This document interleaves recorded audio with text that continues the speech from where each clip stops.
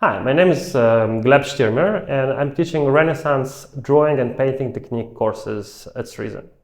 In this course, we study in depth the processes that were happening in the Renaissance period workshops. We create drawings and paintings exactly in the same way and using exactly the same materials as those used by the Renaissance, by the great Renaissance masters that we all love. This course goes pretty much in depth. It's very practical, but it also gives students like a big background of context of the usage of the materials. But essentially, we build everything from scratch. So we make our own paints, we make our own drawing tools such as quill pens, reed pens. We draw with Silverpoints. We create our own Silverpoint grounds. We do everything ourselves.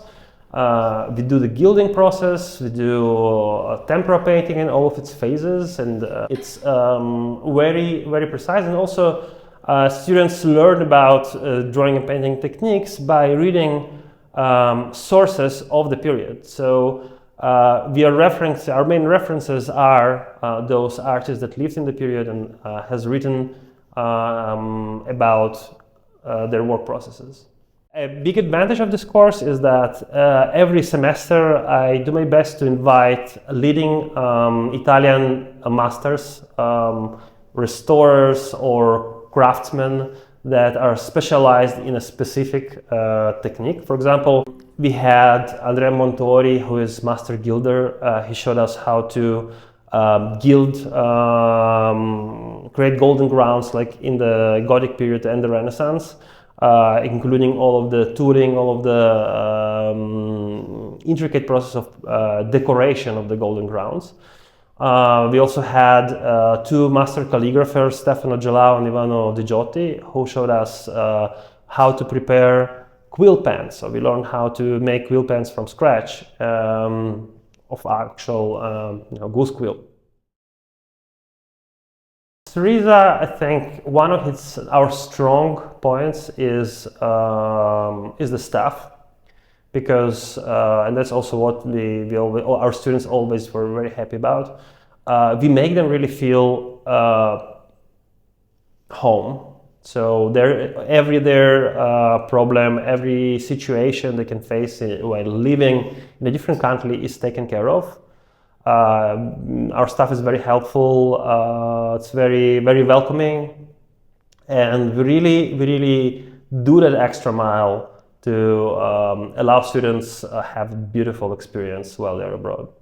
Well, so teaching is very inspiring work in general.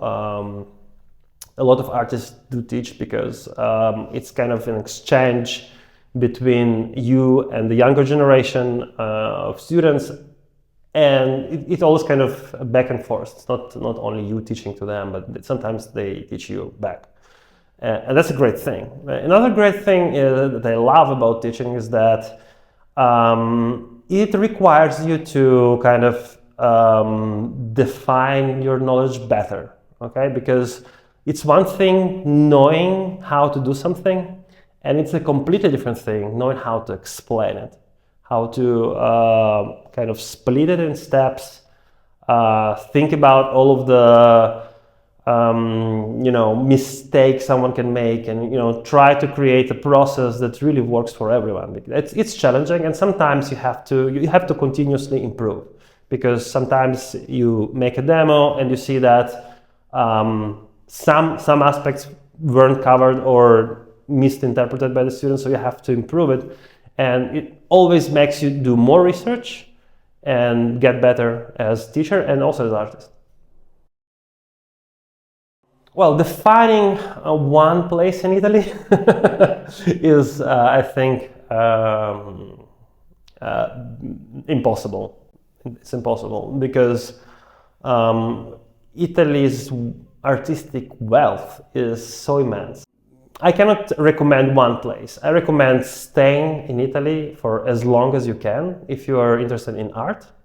I mean, I've stayed here for probably the rest of my life, so I know.